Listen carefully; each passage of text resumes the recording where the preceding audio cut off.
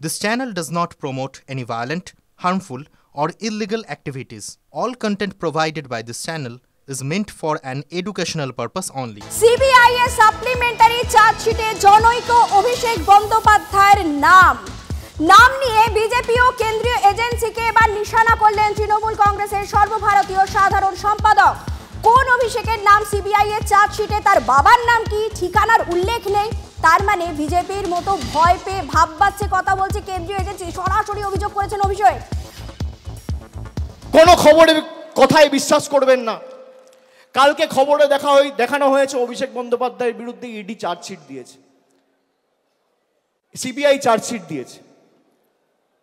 28 পাতার চার্জশিট, দু জায়গায় খালি আমার নামটা লিখেছে। তাও অভিষেক বন্দ্যোপাধ্যায় কে, বাড়ি কোথায়, সাংসদ না বিধায়ক না পঞ্চায়েত প্রধান, কোথায় থাকে, কার ছেলে, কোনো পরিচয় নেই। বিজেপি নেতারা যেমন ভাববাচ্ছে কথা বলতো, ইডি সিবিআই এখন ভাববাচ্ছে কথা বলছে। এই ভয়টা দেখে আমার ভালো লেগেছে। খবরে যা বেরোয় 100তে 100টাই মিথ্যে, আমি আপনাকে বলছি। বিজেপির মতো সিবিআইও এখন ভাববাচ্ছে কথা বলছে, এমনটাই তো অভিযোগ করছেন অভিষেক বন্দ্যোপাধ্যায়। একদম সরাসরি চ্যালেঞ্জ জানালেন তিনি। কথা বলবো আমার সহকর্মী প্রদীপ্তর সঙ্গে। প্রদীপ্ত, একেবারে ওভার বাউন্ডারি দিয়ে দিলেন তো তিনি। দেখো, এর উত্তর একমাত্র সিবিআই হয়তো দিতে পারবে যে তারা কেন এভাবে জনৈক বলেছেন এবং কেন অভিষেক বন্দ্যোপাধ্যায়ের পরিচয় তারা স্পষ্ট করেননি। তার কারণ যে সাপ্লিমেন্টারি চার্জশিটের কথা বলা হচ্ছে সেই চার্জশিটে অন্যান্য যারা রয়েছেন, অর্থাৎ সুজয় কৃষ্ণ ভদ্র বা শান্তনু ব্যানার্জি বা কুন্তল ঘোষ, প্রত্যেকের পরিচয় স্পষ্ট করে দেওয়া হয়েছে। এবং সিবিআই এই ধরনের কেন কাজ করলেন, যার সুযোগ অভিষেক বন্দ্যোপাধ্যায় আজকে তাদের যে দলীয় কর্মসূচি নেতাজি ইন্ডোরের উপচে পড়া ভিড় থেকে তিনি সেটা বললেন, সেটার উত্তর সিবিআই একমাত্র দিতে পারবে। তার কারণ এটা রাজনৈতিকভাবে অভিষেক বন্দ্যোপাধ্যায় হাতিয়ার করবেন, এটা একেবারেই স্পষ্ট ছিল। তার কারণ তারা তো কোথাও স্পষ্ট করে দেননি, ফলে অভিষেক বন্দ্যোপাধ্যায় এটা নিয়ে তিনি রাজনীতির ময়দানে তার মতো করে অস্ত্র করছেন এবং সেটাই আজকে করেছেন। যদিও এরপর বিরোধীরা যে অভিযোগ করছেন তা হলো অভিষেক বন্দ্যোপাধ্যায় যখন আগ বাড়িয়ে এই বিষয়টির মধ্যে ঢুকলেন তাহলে তো তিনি এই পরিচয়টা স্পষ্ট করে দিলেন।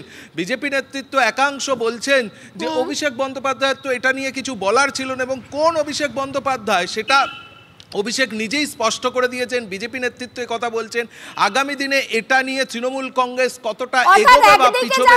কেউ বলছেন যে বাউন্ডারি, ওভার বাউন্ডারি মেরেছেন অভিষেক বন্দ্যোপাধ্যায় আজকে সভামঞ্চ থেকে। কেউ আবার বলছেন যে জনৈক অভিষেক বন্দ্যোপাধ্যায়ের নাম যেখানে উল্লেখ ছিল সাপ্লিমেন্টারি চার্জশিটে, সেখানে অভিষেক বন্দ্যোপাধ্যায় তার নাম আগ বাড়িয়ে কেন নিতে গেলেন। অবশ্যই এই খবরের দিকে আমাদের নজর থাকবে, আপডেটও আপনাদের দেব। প্রদীপ্ত, তোমাকে ধন্যবাদ। দীক্ষা, আমার 4 সহকর্মীদেরই আমি ধন্যবাদ জানাই এই 4টে খবরের আপডেট দেওয়ার জন্য। কিন্তু এবার যে খবরের দিকে নজর না রাখলেই নয় তা হলো বীরভূমের দিকে। বীরভূমে অনুব্রত মণ্ডল ও কাজল শেখকে একসঙ্গে কাজ করার বার্তা দিচ্ছেন মমতা বন্দ্যোপাধ্যায়। ভুতুড়ে ভোটার ধরতে জেলায় জেলায় কমিটি করেছেন তৃণমূল নেত্রী, কিন্তু বীরভূমে কোর কমিটি থাকায় সেখানে আলাদা কোনো কমিটি গঠন করেননি।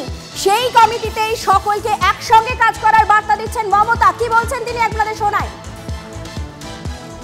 বীরভূমে যারা আছে তারা নিজেদের মতো করে তাদের কোর কমিটি আছে, কোর কমিটি নিয়ে করবে সবাইকে নিয়ে। কেষ্ট কাউকে কিন্তু বাদ দেওয়া যাবে না, কাজলকেও কনফিডেন্সে নিতে হবে, আশিস দাকে আর শতাব্দীকেও মাঝে মাঝে ডেকে নেবে। মমতা বন্দ্যোপাধ্যায় তো বার্তা দিলেন, কিন্তু সেই বার্তা কি পৌঁছলো বীরভূম পর্যন্ত একটু বোঝার চেষ্টা করবো। আমার সঙ্গে রয়েছেন আমার সহকর্মী হিমাদ্রি। হিমাদ্রি, সত্যিই কি বার্তা পৌঁছলো? দেখো, একেবারেই মমতা বন্দ্যোপাধ্যায় খুব পরিষ্কারভাবে বলে দিলেন যে জেলাতে যে কোর কমিটি রয়েছে সেই কোর কমিটি কাজ করবে এবং অনুব্রত মণ্ডল রয়েছেন সেই কোর কমিটিতে। এখন দেখার বিষয় মমতা বন্দ্যোপাধ্যায় যে বিষয়গুলি বললেন যে একসাথে চলার বার্তা, একসাথে কাজ করার বার্তা, সেটা পরবর্তী ক্ষেত্রে কি আদৌ সেটা সম্ভব হয় না, সেটা সম্ভব হবে না এই জেলার ক্ষেত্রে, সেটা সময় বলবে। একদিকে যেমন এই কথাটা খুবই পরিষ্কার, অপরদিকে অনুব্রত মণ্ডল এবং কাজল শেখ দুজনকেই কিন্তু রাখতে চাইছেন মমতা বন্দ্যোপাধ্যায়। তার কারণ অনুব্রত মণ্ডল যেই 2 বছর ছিলেন না, সেই 2 বছরে কিন্তু 2টি বড় নির্বাচন, একটি লোকসভা নির্বাচন, একটি পঞ্চায়েত নির্বাচন একা হাতে সামলিয়েছেন কাজল শেখ, এবং যেই ফলাফল এসেছে তা কিন্তু অনুব্রত অনুব্রত মণ্ডল থাকাকালীনও সেই ফলাফল আসেনি, তার থেকেও বেশি মার্জিনে জিতেছে তৃণমূল কংগ্রেস। আর সামনেই 26-এর নির্বাচন, সেই 26-এর নির্বাচনের আগে কিন্তু কোনোভাবেই কাজল শেখকে ছোট করে বা ছেটে দেওয়া এই বিষয়ে পা দিলেন না মমতা বন্দ্যোপাধ্যায়। তিনি কিন্তু দুটো লবিকেই, যে জেলায় দুটো লবি রয়েছে, অনুব্রত লবি এবং কেষ্ট লবি, খুব সুকৌশলের মাধ্যমে কিন্তু দুটোকেই তিনি সক্রিয় রাখলেন এই জেলার বুকে। কারণ আগামী যে বিধানসভা নির্বাচন, চলো নয় একসঙ্গে চলো এমনই বার্তা দিলেন, কিন্তু সেই বার্তায় কতদূর কাজ হয় এখন সেদিকেই আমাদের নজর রাখতে হবে। ধন্যবাদ হিবাদ্রি। এদিকে কাজল শেখ, অনুব্রত মণ্ডল কি বলছেন আপনাদের শোনাই ব্যাক টু ব্যাক।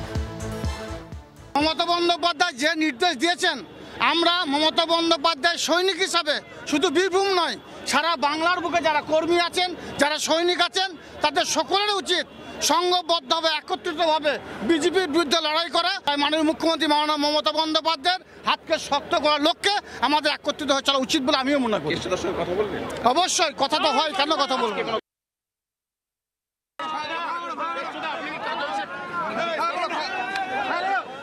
দিদি বলেছেন কাজল শেখকে কনফিডেন্স